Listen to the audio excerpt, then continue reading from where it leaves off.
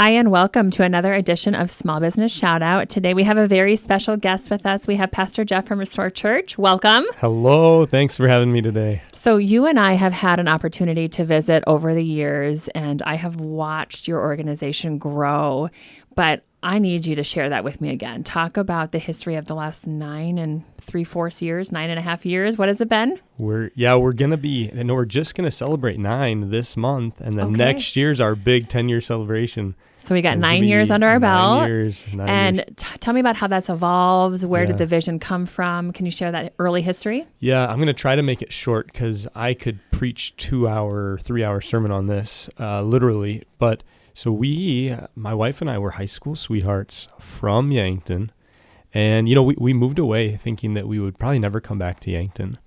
But what was so fun is when we moved away for me to go to seminary, we had such deep connections doing ministry through our high school years that our ministry just never stopped. So when we moved away, we were just kept getting pulled back. People would call us for like these ministry things in Yankton. Like, listen, I've been gone a year. I can't do this. And then, really fun, long story. Maybe I'll tell you guys some other time because it'd take up all of our radio time to explain this. But anyways, we moved back and we found that we had a niche to be a church for people who aren't churchy people. And I want to say that with sensitivity to other churches in town. I don't want to be disrespectful to other churches that are churches for churchy people. But honestly, like that's really our niche. If you're not a churchy person and you walked into our church, you would be like, oh yeah, I totally get what that means. We're a church for non-churchy people. And we've moved 8 times in the last 9 years. Every time we think we get a space, our vision's not big enough. And so we're like, oh, cool. Actually, our current space right now is too small. So we're running 3 services and trying to figure out like what in the world we can do to manage the next step.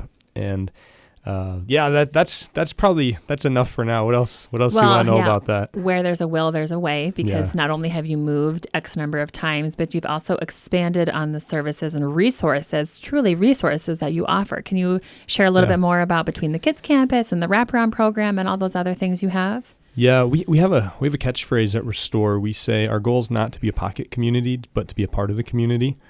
And that's one of our core values. I believe that the church should be so effective at blessing the city that it's in that if it closed up shop today, there would be a massive mourning across the city. And so we champion that by doing things like our kids campus, indoor playground in an abandoned old church that didn't work for us to have church. So we said, well, how can we use this space to bless our community? And my wife, who is a pediatric occupational therapist by trade, for anybody who knows what that means, she built it with a therapist mindset. So it has sensory things for special needs kids, and like it's completely designed to be the ultimate blessing to any family to stop by. Yeah, I didn't know that, but now that you share that, and I've been to this space, and if you have not been there, you need to check it out because it has sensory opportunities for the littles to, I'm going to call it the toddler age, up into some of those early preteen, tween, because you have the whole basement option that has arts and crafts and Lego walls, and it's truly a phenomenal space. Yeah, and then it's dual purpose. So you mentioned our wraparound program. We have a very robust ministry that helps foster families and actually just any family who's maybe in a vulnerable position in life. So like the lower level, we had some extra space. We turned it into what we call our foster closet. And that houses, let me just tell you a little bit about foster care. And I've learned this so much through our ministry.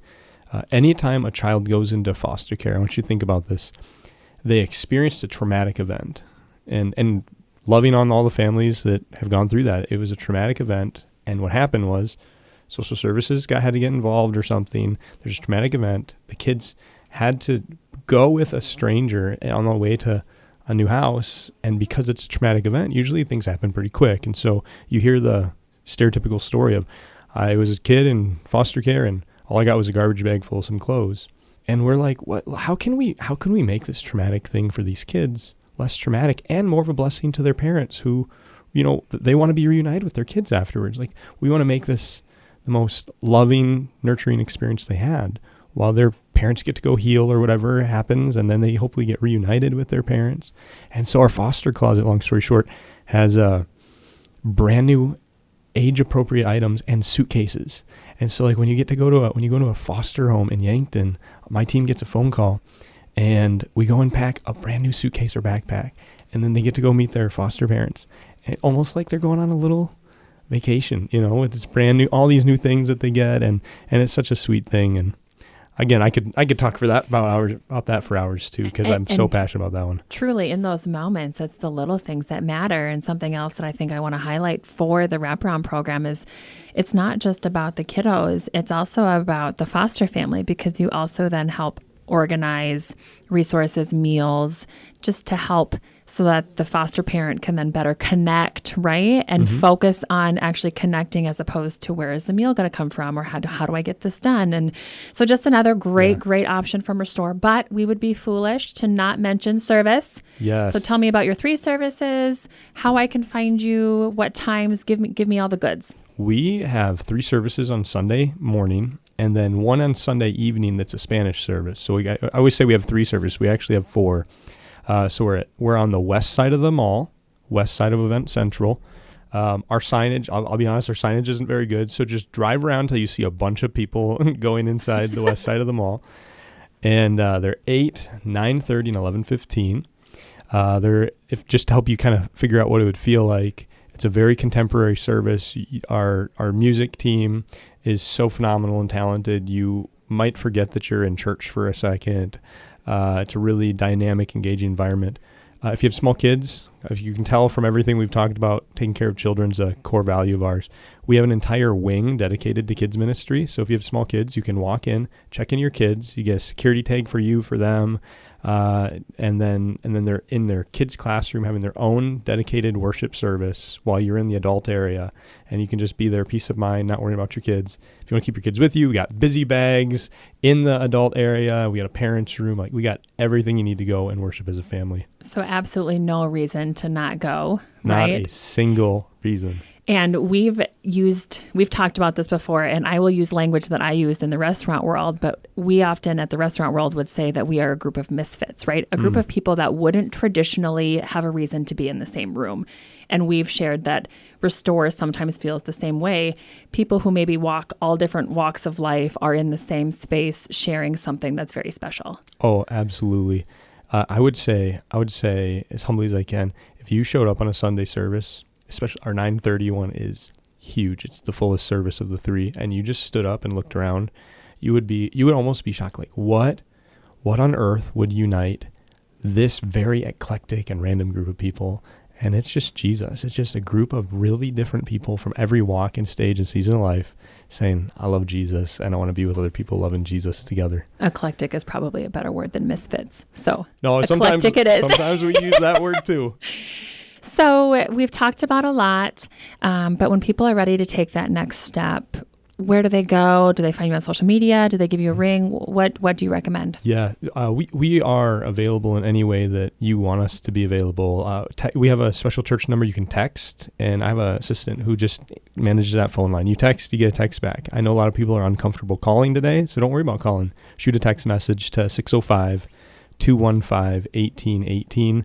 MyRestore.church is our website, easy to remember. It's your church, so MyRestore.church. And then we have a really, really good social media following on Facebook. So just Restore Yankton on Facebook, and we are there for you.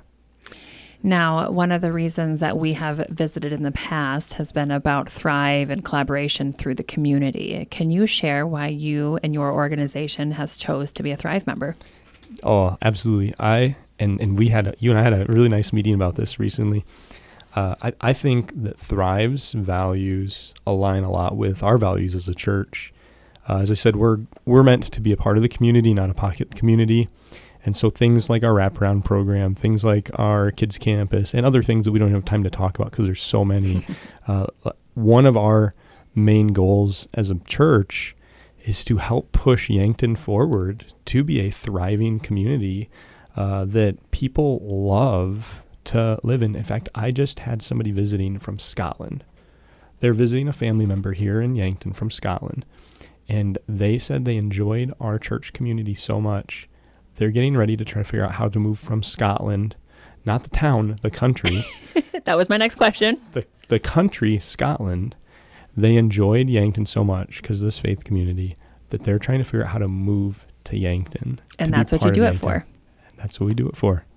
And Pastor Jeff, we could talk all day, but for those who want more information, you've already shared all of the other caveats. Otherwise, just walk in the door, right? Just come on a Sunday. Just come on a Sunday. Absolutely. If you would like to learn more about Restore Church or any of the services that they offer, check them out on social media, follow along on their website, or walk in the door. He mentioned that they are behind Event Central or on that west side of Event Central. Otherwise, we also have them on our website, yanktonsd.com.